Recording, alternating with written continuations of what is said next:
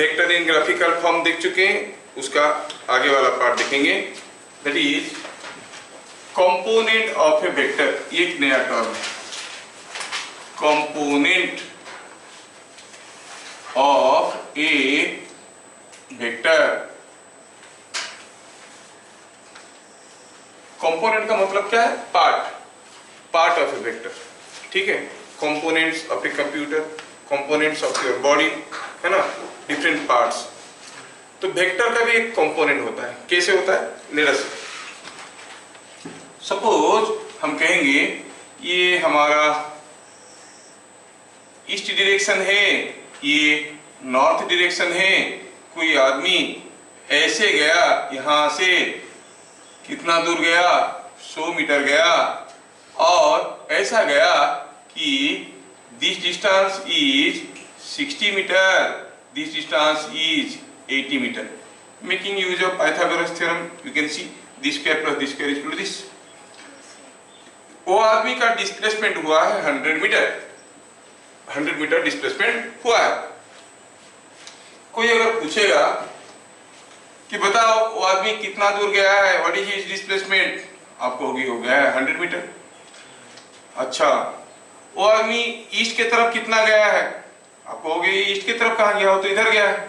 हाँ ठीक है, इधर जाते जाते वो ईस्ट की तरफ भी कुछ दूर निकल गया है,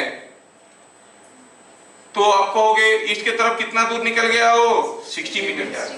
इसी चीज को फिजिक्स के लैंग्वेज में क्या कहेंगे? The component of his displacement in the direction of east is 60 metre.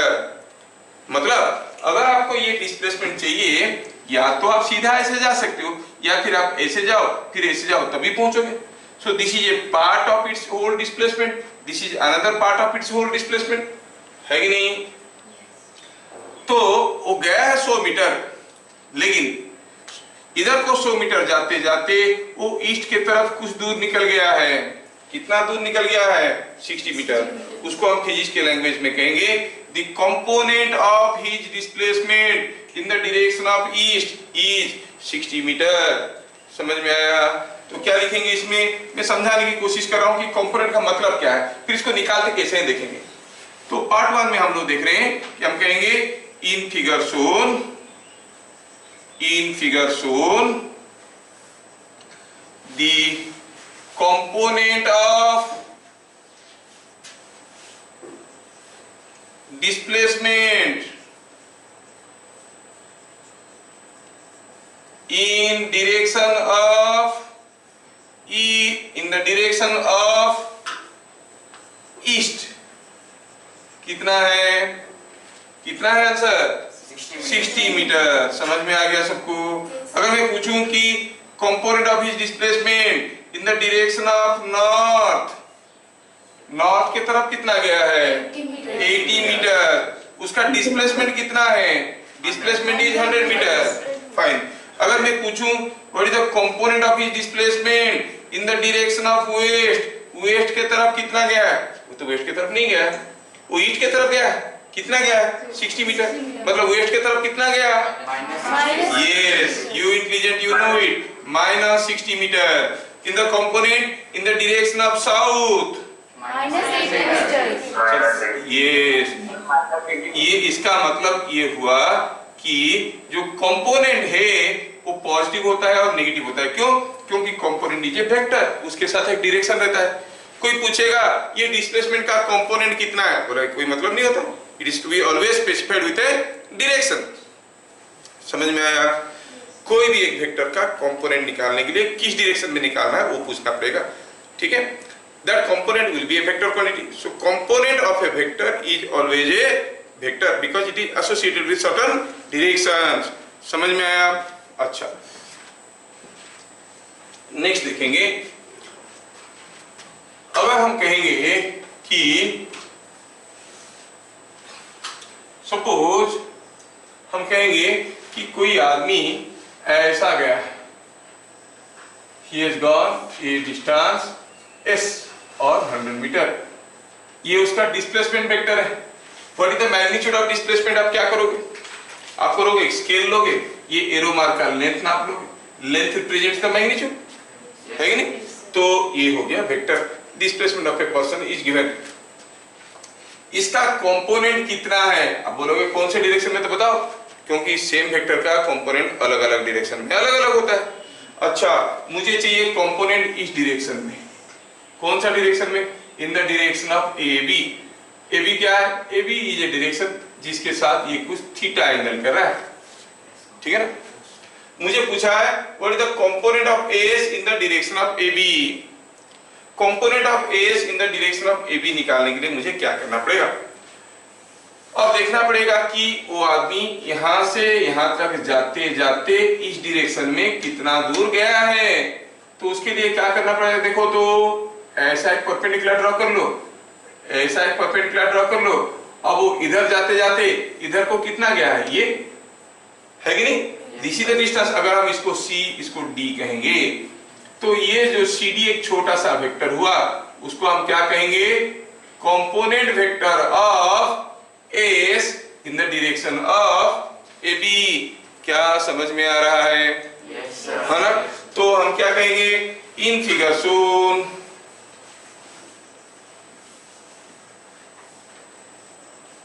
C D एक वेक्टर है। क्या है ये?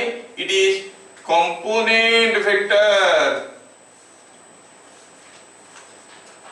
Vector of vector S in direction of A B.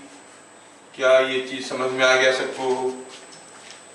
इसका मतलब हुआ कोई भी वेक्टर का कंपोनेंट निकालना है किसी डायरेक्शन में, तो हम क्या करते हैं? कोई भी वेक्टर का किसी भी डायरेक्शन में कंपोनेंट निकालना है तो उस वेक्टर का टेल से और हेड से उस डायरेक्शन के ऊपर परपेंडिकुलर ड्रॉ करिए। समझ में आया क्या? जो प्रोजेक्शन मिला, जो शेडो मिला, जो इंटरसेक्ट यहां पर मिला, that you will call as the component of the vector in that specific direction. समझ में आया क्या? तो कैसे समझ में आया? ऐसे लिखेंगे 10 component of a vector in any direction can be found by projection of the vector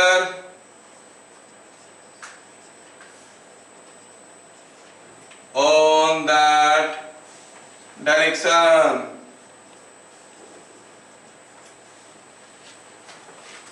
ये चीज समझ में आ गया?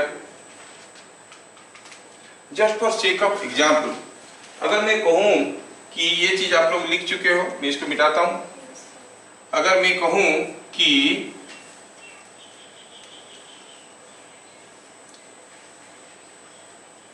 मैं अगर स्पीड बढ़ जाएगा तो बोलना आप स्लो हो जाइए बोल के। सपोज मैं आपको देता हूं कोई एक वेक्टर पेन एंड पेपर में, ग्राफ पेपर में आपको मैं ड्रॉप करके दे दिया, ऐसा एक वेक्टर है, कोई आदमी का डिस्प्लेसमेंट एस है, ठीक है। आपको ग्राफ पेपर में ऐसा एक फिगर ड्रॉ करके दे दिया गया। कोई पूछेगा बताओ what is the magnitude of displacement, आप क्या करोगे? ग्राफ पेपर में दिए, you make use of scale, pencil, protractor, take a scale, measure the length of the arrow represents magnitude of the vector. तो इसका डिस्प्लेसमेंट कितना है लिखा नहीं था, आप स्केल लिए, नाप लिए, जितना हुआ उतना डिस्प्लेसमेंट लिखोगे। तो अगर वेक्टर आपको ड्रॉ करके दिया गया है, मैग्नीट्यूड जानना आपके लिए डिफिकल्ट नहीं है, मुश्किल नहीं है। अच्छा, मैं अगर पूछूंगा कि बताओ what is the component of his displacement in the direction of east, आप क्या करोगे? आप कहोगे ये जो चीज है यही चीज तो चाहिए हमें, this is the component in the direction of east. तो क्या करेंगे? From the head and tail will draw perpendiculars on this direction, और एक स्केल लगा के ये चीज को मेजर कर लेंगे। समझ में आ रहा? That is what is written here, component of a vector in any direction can be found by the projection of the vector on that direction। मैं क्या बहुत जल्दी बोल रहा हूँ कि ठीक है? ठीक है। Is comfortable with all? अच्छा फाइन। तो क्योंकि बड़े बच्चों का अभी भी क्लास खत्म किया ना, उनका स्पीड आ जाता है, तुम लोगों के साथ थोड़ा स्लो चलना चाहिए, फास्ट गियर में गाड़ी तो ठीक है, मैं थोड़ा गियर चेंज करता हूँ अपना। प्लस दबा के। तो ये हुआ ये वेक्टर का कंपोनेंट। अगर आपको पूछा जाएगा ऐसा फिगर दिया गया है, फिगर देखो और बताओ what is the component of the displacement in the direction of north, तो आप क्या करोगे, you will draw perpendicular from the tail and head on to the direction of north and you will measure it, है ना। अगर graphically कोई vector आपको draw करके दिया गया है किसी भी डायरेक्शन में, इसको कंपोनेंट पूछा गया, तो यूजिंग स्केल पेंसिल प्रोट्रैक्टर आप उसका कंपोनेंट निकाल सकते हो। क्या सबको समझ में आ गया? क्या करना होगा कंपोनेंट निकालने के लिए? जिस भी डायरेक्शन में आपको कंपोनेंट निकालना है, क्या करना है, वेक्टर का हेड होगा टेल होगा, तो इसका हेड और टेल दोनों से उस डायरेक्शन के ऊपर परपेंडिकुलर ड्रॉ करना है। जो प्रोजेक्शन मिला, जो इंटरसेप्ट मिला, उसको हम कहेंगे component of the vector in that particular direction. क्या कंपोनेंट ऑफ ए वेक्टर अलग अलग डायरेक्शन में अलग अलग होगा? ऑब्वियसली अलग अलग होगा, अलग अलग डायरेक्शन में अलग अलग होगा, है कि नहीं? अच्छा ठीक है, ये चीज समझ में आ गया।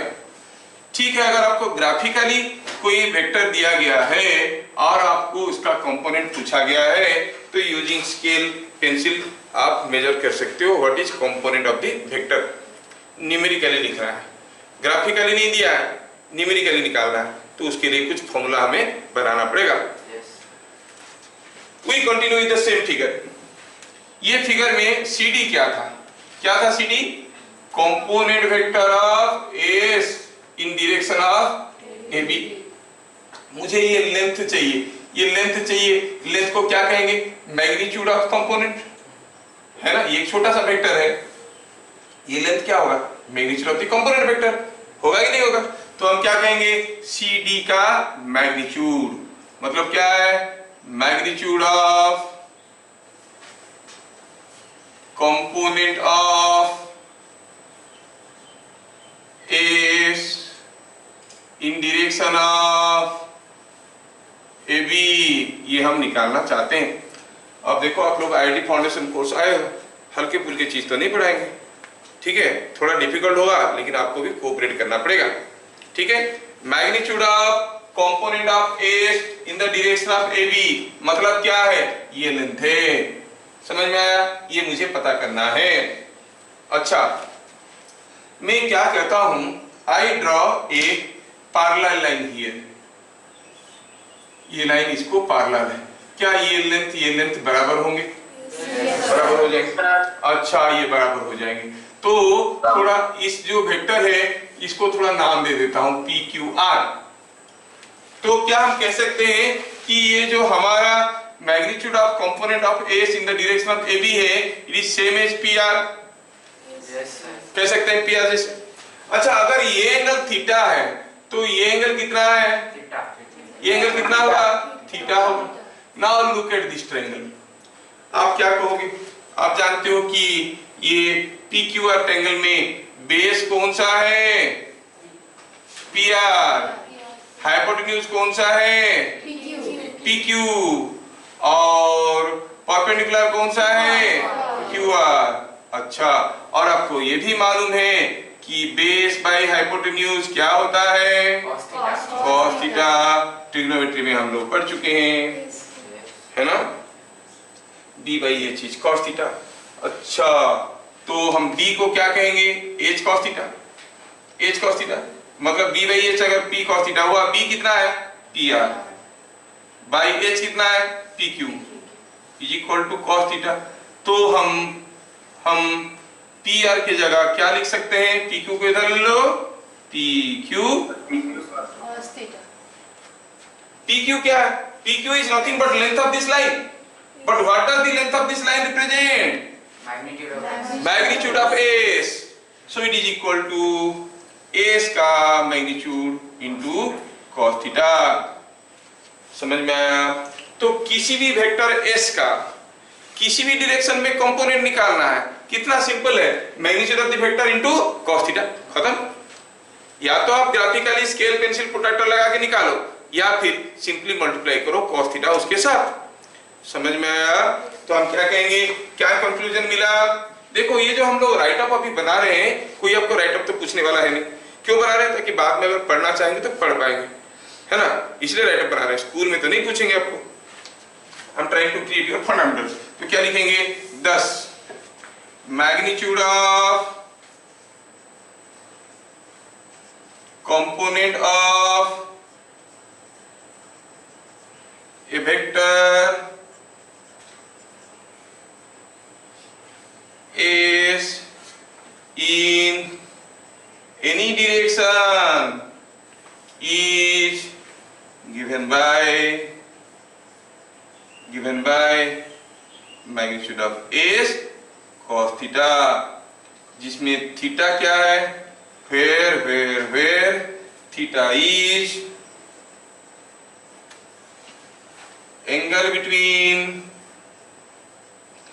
the vector and, किसी एक डायरेक्शन में पूछा था, एंड स्पेसिफाइड डायरेक्शन, जिस डायरेक्शन में पूछा गया था उसी डायरेक्शन के साथ।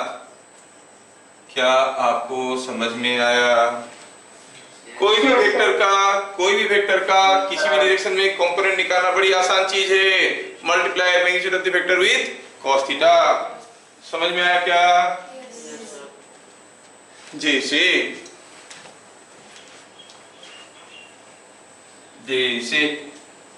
हम एक छोटा सा एग्जांपल देंगे, आपको पूछेंगे ये कुछ समझ में आ रहा है कि नहीं आ रहा है। सपोज हम कहेंगे ये एक आदमी यहाँ से ऐसे गया है, उसका डिस्प्लेसमेंट कितना दूर गया है 20 मीटर, ये है ईस्ट, और ये एंगल दिया है 30 डिग्री, ये एंगल दिया है 60 डिग्री, ये नॉर्थ है। हियर एग्जांपल में कहेंगे हियर मैग्नीट्यूड ऑफ डिस्प्लेसमेंट कितना है 20 मीटर, और क्या दिया है magnitude of component of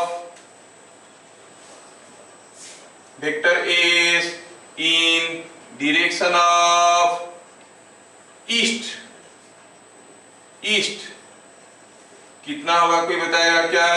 formula कहता है एस कॉस थीटा, है कि नहीं? एस का मैग्नीट्यूड कितना था 20, और क्या बता सकते हो कॉस थीटा की जगह क्या लेंगे 30।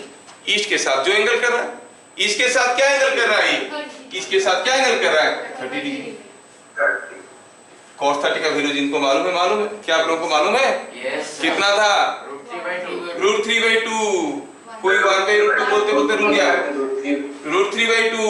देखो जो लोग गलत बोल दिए मन ही मन में थप्पड़ खा लो, ठीक है?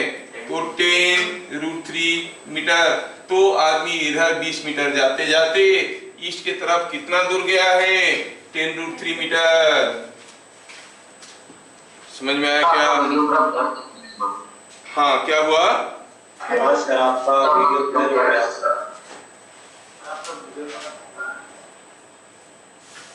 क्या वीडियो सबको क्लियर आ रहा है? हाँ, वीडियो सबको क्लियर आ रहा है?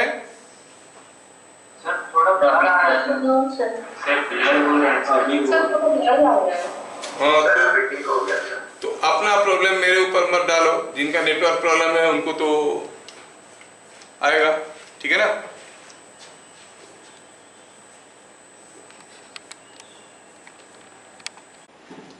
तो ये जो केस था इसमें हम लोग देखिए magnitude of component of S in direction of east is this. अच्छा, क्या बता सकते हो मैग्नीट्यूड ऑफ कंपोनेंट ऑफ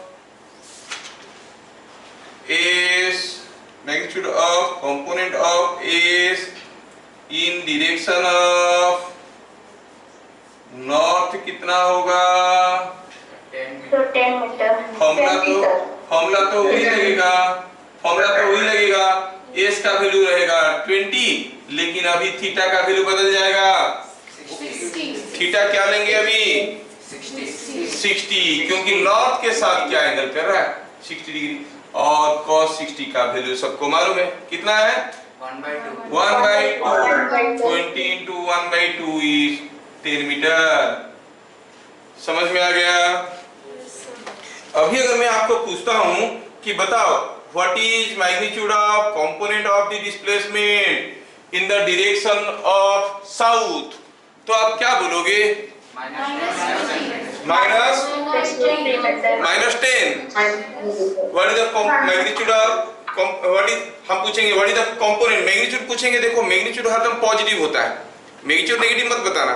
हम पूछेंगे what is component of displacement in the direction of west, तो आप कहोगे माइनस 10√3। और अगर पूछेंगे what is the component in the direction of south, तो कहोगे minus 10। But when I ask magnitude of component, don't say minus, magnitude of vector is always positive, ये कभी नेगेटिव नहीं होता।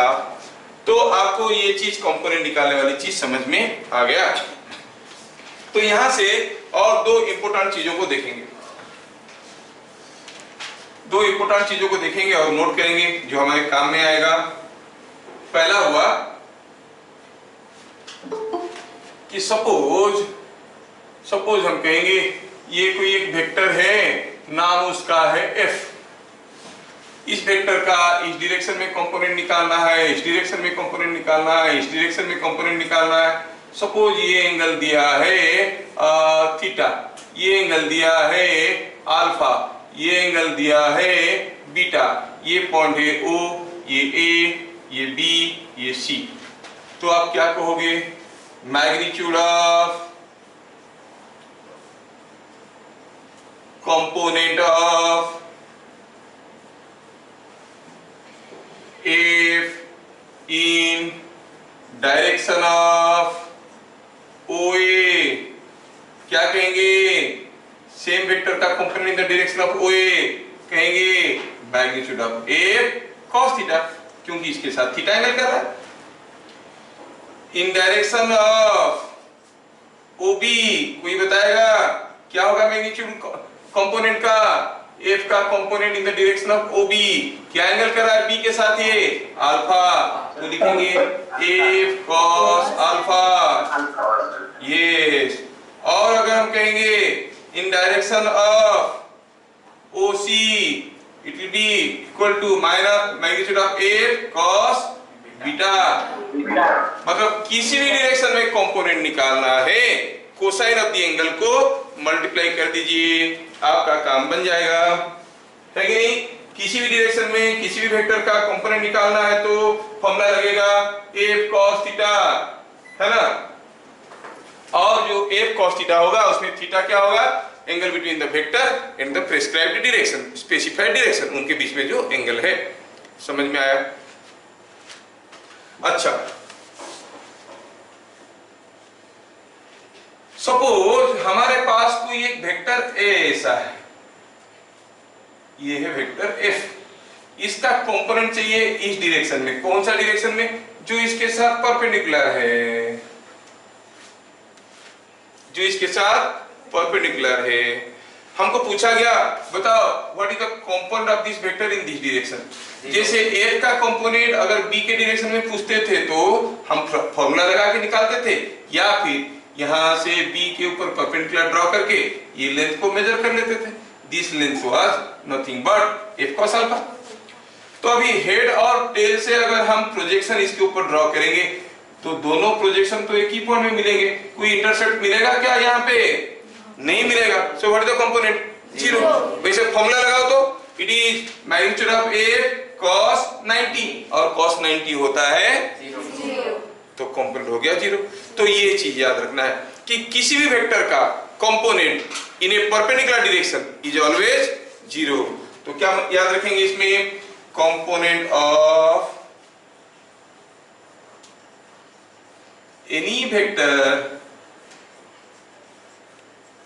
in a perpendicular direction is always 0,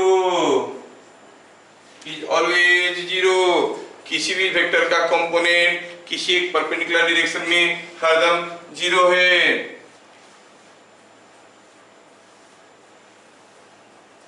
और कोई भी vector का कंपोनेंट निकाल सकते हैं, है ना?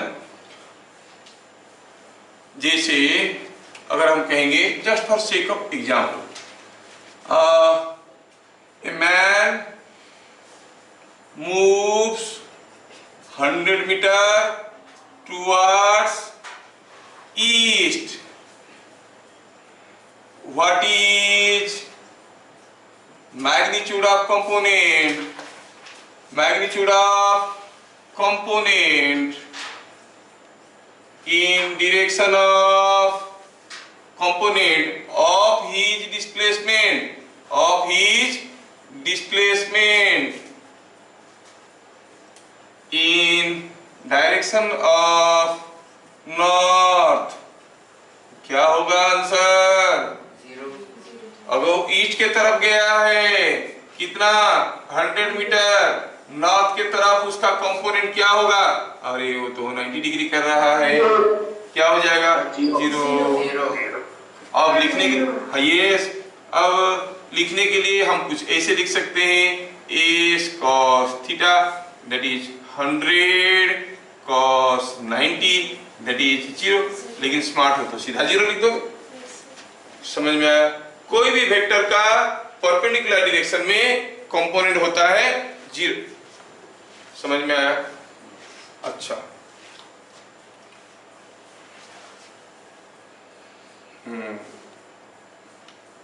अच्छा, अभी और एक पॉइंट देखेंगे। मैं आपको कुछ केसेस ड्रॉ करके दिखा रहा हूं। सपोज कोई एक वेक्टर है ए से, इसका कंपोनेंट इस डायरेक्शन में, मैग्नीट्यूड ऑफ कंपोनेंट इस डायरेक्शन में क्या होगा?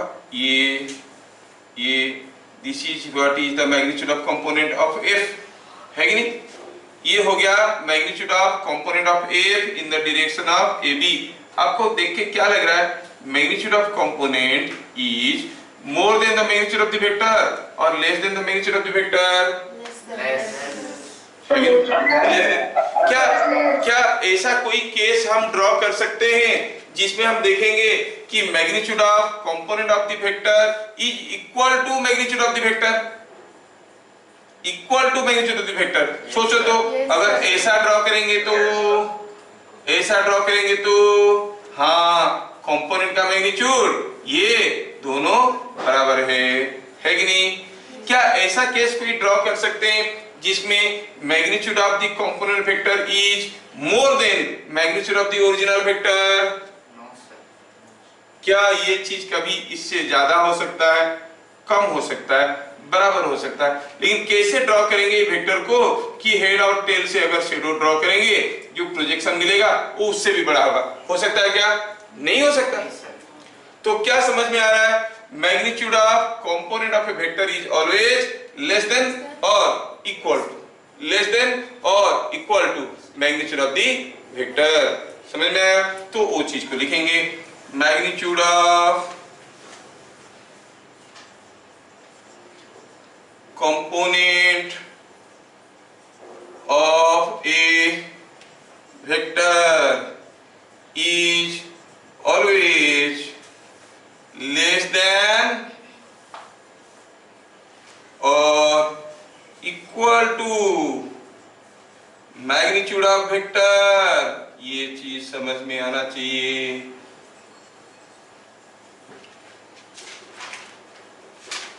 है कि नहीं? है कि नहीं?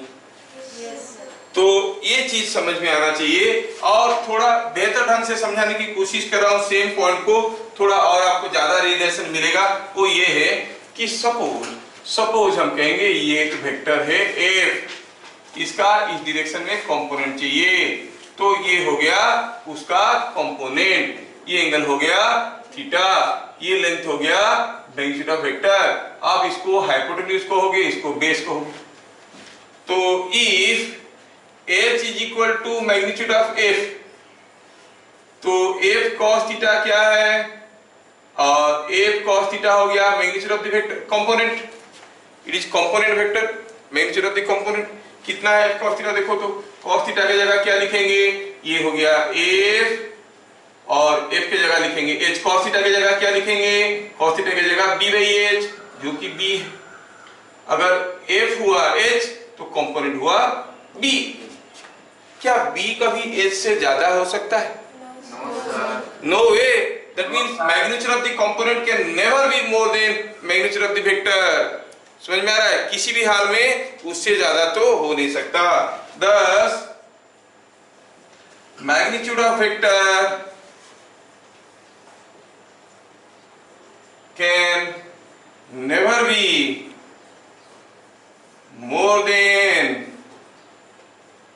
the magnitude of component. Magnitude of component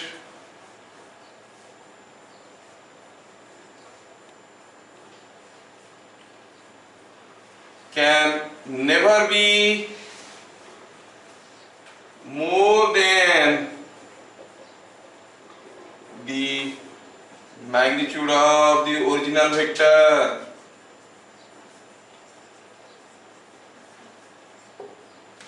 यह मतलब छोटा होगा या फिर उसका बराबर हो जाएगा, ठीक है ना, कभी उससे ज्यादा नहीं हो पाएगा।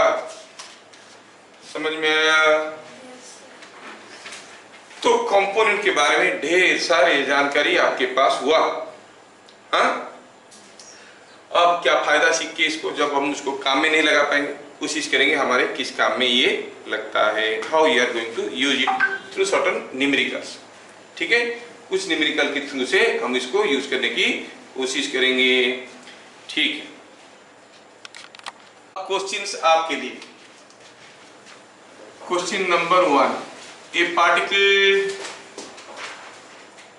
moves 20 meter in direction of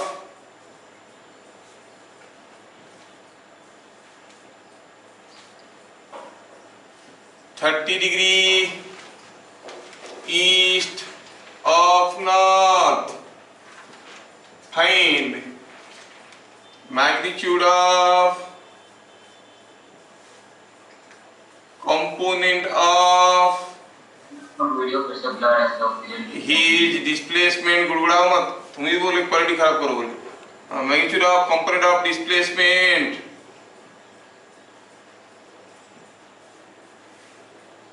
in direction of east, east के डायरेक्शन में उसका कंपोनेंट का मैग्नीट्यूड क्या है। आपको इस क्वेश्चन का आंसर फटाक से बताना है। हाउ फास्ट यू आर, उसमें से भी पता चलेगा। और जिसका नहीं हुआ वो तो बोलेगा नहीं कि मेरा नहीं हुआ, चलो ठीक है। तो उन लोगों के लिए डेडिकेटेड है, dedicated for them those who have not done, ठीक है। तो पहले तो हम देखेंगे कि ये जो पार्टिकल का डिस्प्लेसमेंट हुआ है is 20 metre in the direction of 30 degree east of north. जिन लोगों का नहीं हुआ है वो बोलेंगे it moved 20 metres in the direction 30 degree east of north. तो किसके साथ 30 डिग्री करके जाएगा, ईस्ट के साथ कि नॉर्थ के साथ?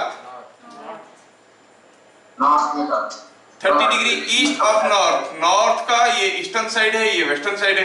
30 डिग्री ईस्ट ऑफ नॉर्थ मतलब नॉर्थ के साथ 30 डिग्री करके जाएगा। This is what is the displacement vector, this angle is 30 degree and the magnitude is 20 metre. Obvious है कि अगर हमें निकालना पड़ेगा component solution, component in direction of east is equal to, formula तो हमारे पास एक ही है, शुरू से अभी तक एक ही फॉर्मूला यूज करें, एस कॉस थीटा। एस के मैग्नीट्यूड को क्या लिखेंगे 20 मीटर, कॉस थीटा के जगह क्या लिखेंगे the angle it makes with east because we are finding the component with east. तो ये ईस्ट के साथ क्या एंगल कर रहा है 60 मीटर। कोई चालाक बोल रहा है 70 मीटर, मतलब पूरा एंगल 100 मीटर होता है, 100 डिग्री होता है उसका, तो 60 डिग्री और cos 60 का वैल्यू 1/2 है, सो 20 into 1/2 इज 10 मीटर। समझ में आ गया? दूसरा क्वेश्चन, क्वेश्चन नंबर 2। यहाँ पे कोई एक ब्लॉक रखा है, ध्यान देना, ये ब्लॉक कितने का है 10 kg का है। इस ब्लॉक को कोई खींच रहा है फोर्स लगा के, कितना फोर्स है? चलो मानते हैं कि ये फोर्स है से समथिंग लाइक 32 न्यूटन का, और ये एंगल कितना दिया है? ये एंगल दिया है 60 डिग्री। कितना सर? 101 ग्राम या फिर 10 KG? 10 KG. Okay sir.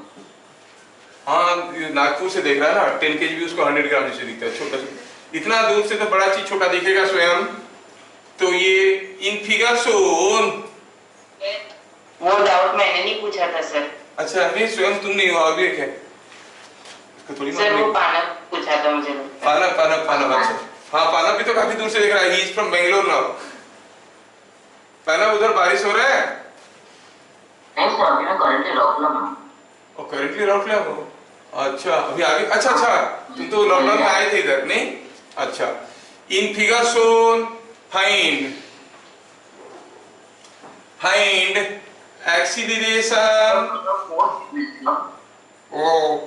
Acceleration of 10 kg मास।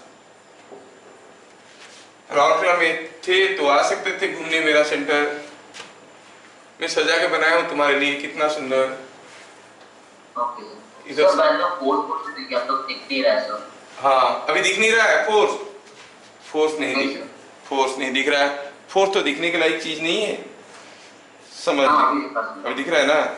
हाँ, ये देखो अब आ गया। नहीं सर, अभी फिर से नहीं दिखा। आँख खुला है ना? अब दिखा? हाँ, आप यस सर, अभी दिख रहा है। अभी दिख रहा है, देखा?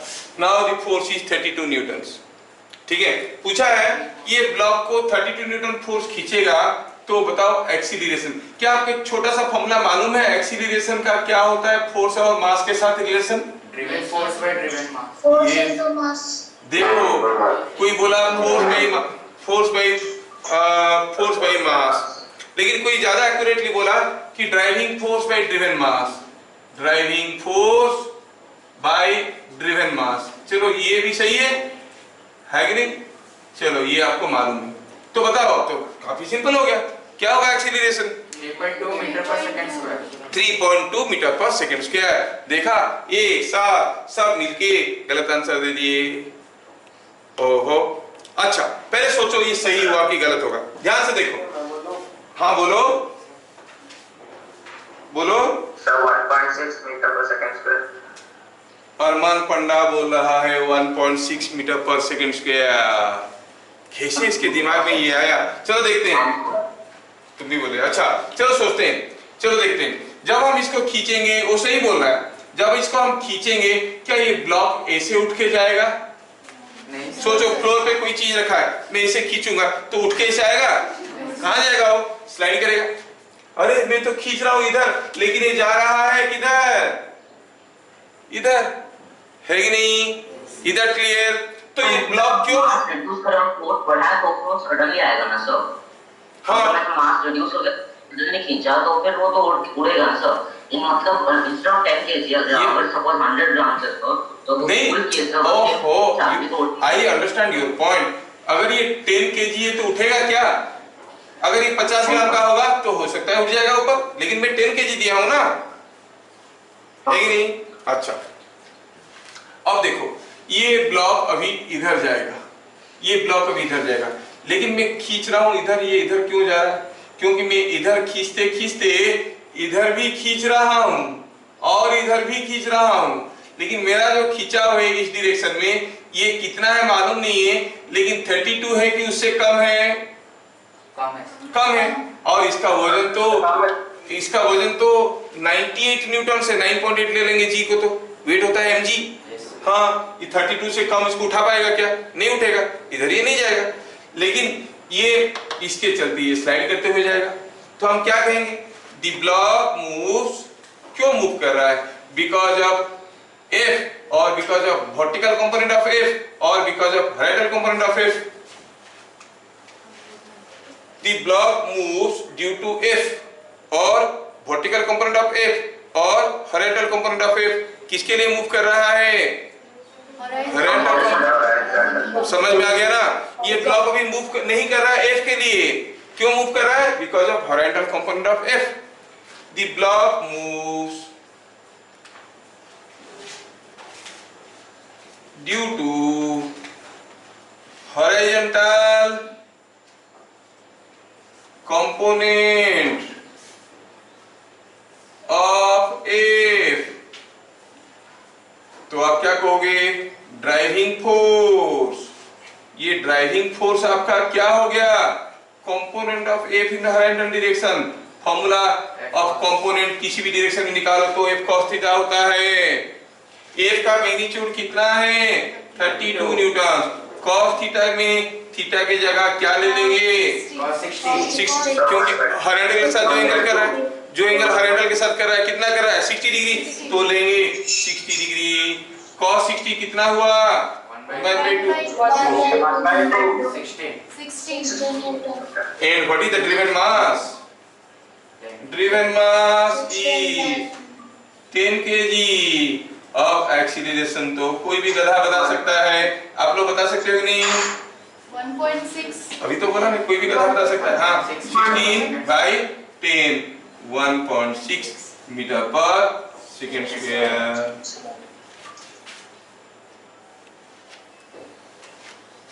हुआ? देखा पांडा बाबू का दिमाग कैसे चलता है? गुड, वेरी गुड, बढ़िया. ज्यादा खुश मत हो, अगले क्वेश्चन में उल्टा देंगे. सेकंड पर ऊपर भी कुछ सिंबल दिया गया मीटर पर सेकंड का वैसा कुछ दिख रहा है सर. 1.6 मीटर पर सेकंड है, आपके आउटपुट मीटर पर सेकंड स्क्वायर. मीटर पर सेकंड स्क्वायर होता है एक्सीलरेशन का unit. Okay sir. Okay. Question number 3. Question number 3.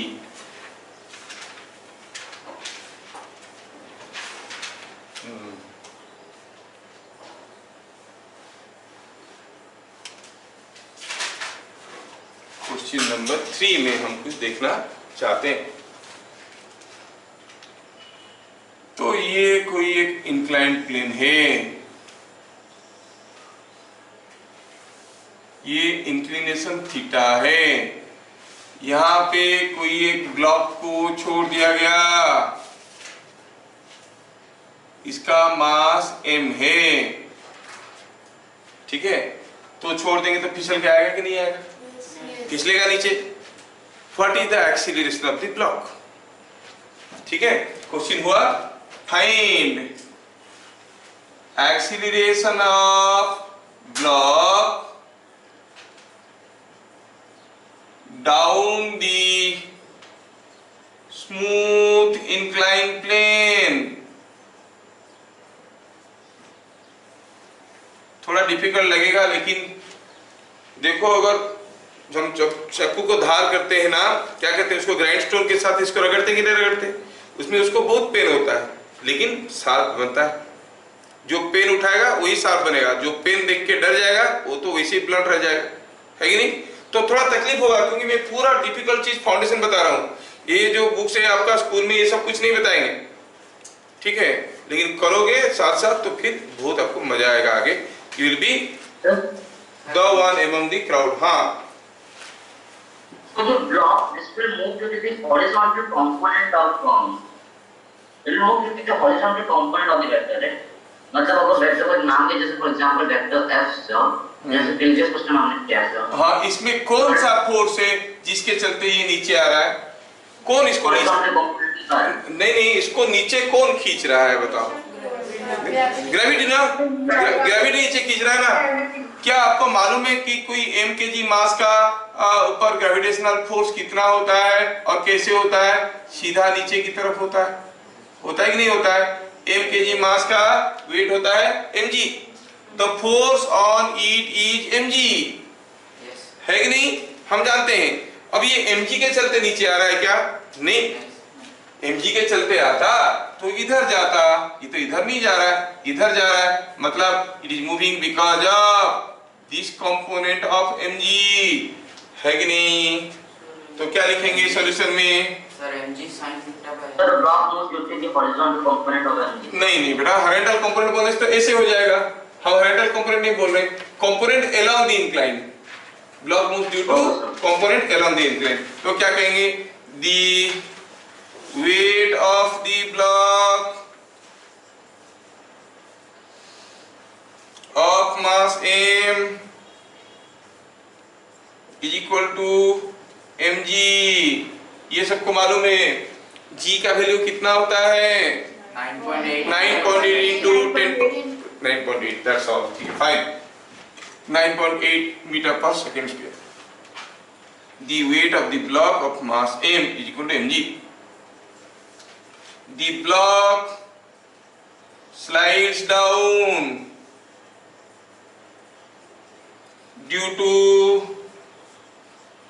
component of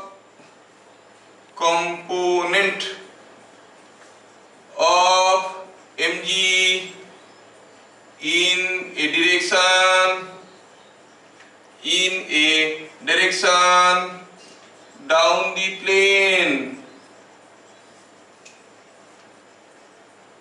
तो ये वाला कंपोनेंट ये हो गया कंपोनेंट ऑफ mg जो इसको नीचे खींच के ला रहा है। तो क्यों नीचे आ रहा है mg के चलते नहीं आ रहा है mg के चलते नहीं आ रहा है it's moving because of component of mg down the plane. ये ग्रेविटी इसको इधर खींचते खींचते इधर भी खींच रहा है कि नहीं इसलिए तो नीचे आ रहा है। क्या सबको समझ में आ रहा है बढ़िया से समझ में आ रहा है तो ठीक है आगे बढ़ते हैं। Now what is the driving force what is the driving force तो इसको हम कहेंगे ड्राइविंग फोर्स। यही तो फोर्स ड्राइव कर रहा है। सो ड्राइविंग फोर्स क्या कोई बताएगा इज नथिंग बट अगर ये एंगल कितना है मालूम नहीं है ये एंगल मिल जाएगा तो हम कहेंगे it is component of mg down the plane. अच्छा mg का कंपोनेंट कैसे निकालेंगे mg into cos of the angle it is making। 90 minus theta। हा हा कोई बताइए एंगल कितना होगा ये थीटा है तो ये एंगल कितना होगा भैया 90 माइनस तो mg cos 90 थीटा। शायद हम लोग कभी बचपन में पढ़े थे कि cos 90 minus theta is equal to sin theta। Sine theta है कि नहीं। तो बन गया mg साइन थीटा ये हो गया ड्राइविंग फोर्स। समझ में आया। ड्रिवन मास क्या है ड्रिवन मास इज m तो क्या होगा acceleration mg sine theta by m is equal to g sin समझ में आया। कितना एक्सीलरेशन में नीचे स्लाइड करेगा इतना acceleration g sine theta theta का वैल्यू दिया रहेगा तो हम निकाल सकते हैं। अभी आपको याद रखना है in inclined plane makes an angle 30 degree with the horizontal a block is released on it with what acceleration it will come down g sin 30। समझ में आ गया क्या। हाँ अच्छा समझ में आ रहा है कि ऊपर से जा रहा है समझ में आ रहा है कि ऊपर से समझ में आ रहा है सबको समझ में आ रहा है everyone is able to follow yes yes। तो अभी तुरंत चेक कर देंगे समझ में आया कि नहीं आया ठीक है अभी तुरंत चेक कर देंगे आपको समझ में आया कि नहीं आया।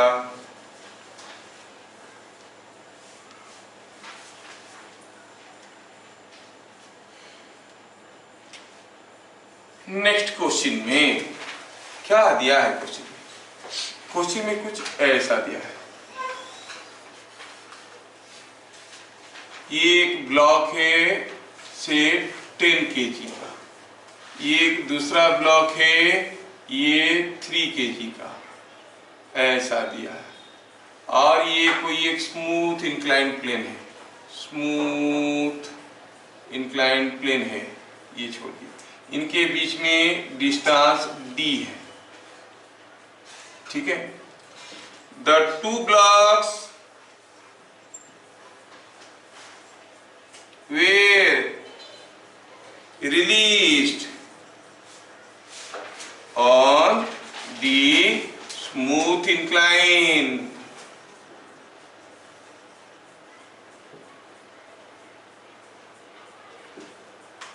as they slide down, the distance d between them remain constant, increases, decreases.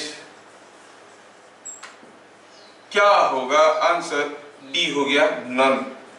फालतू क्वेश्चन, फालतू क्वेश्चन। ठीक, बताओ कौन सा? कांस्टेंट। देखो कुछ बोले, कुछ बोलेंगे, कांस्टेंट। कुछ कांस्टेंट, कुछ इंक्रीजेस, कुछ डिक्रीजेस, कुछ बोल रहे हैं फालतू क्वेश्चन। नहीं, कौन सा होगा? कांस्टेंट। वो डिक्रीजेस वाले अपना पार्टी बदल रहे हैं धीरे धीरे। अनुसुया क्या होगा? दिव्य ज्योति कांस्टेंट। चलो सोचते हैं। अच्छा, जब हम कोई ब्लॉक का एक्सीलरेशन देख रहे थे, वो ब्लॉक का एक्सीलरेशन क्या होता था? It was not depending upon the value of m। Acceleration क्या था? g sin theta. m चाहे कुछ भी हो, है कि नहीं? मतलब इन दोनों में से किसका एक्सीलरेशन ज्यादा होगा? सेम। इसका भी g sin थीटा, इसका भी g sin थीटा। दोनों रेस्ट से स्टार्ट कर रहे हैं, सेम एक्सीलरेशन में जा रहे हैं। कौन आगे जाएगा, कौन पीछे जाएगा? दोनों एक साथ ही जाएंगे। तो डिस्टेंस बढ़ेगा कि घटेगा? कांस्टेंट रहेगा। और क्या लिखेंगे? तो लिखेंगे as both of them move down with same acceleration. As both of them slide with same acceleration. कितना? g sin theta. So distance between them remain constant.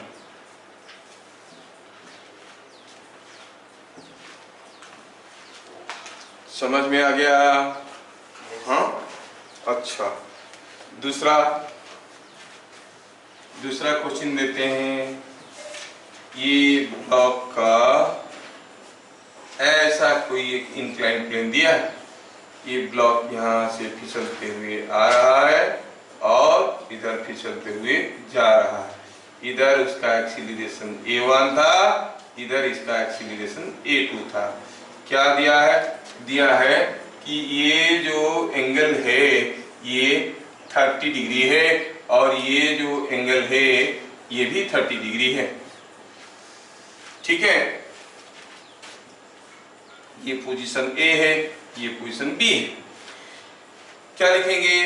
A block slides down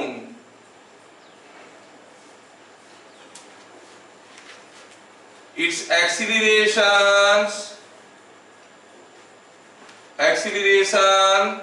at A and B are A1 and A2 respectively.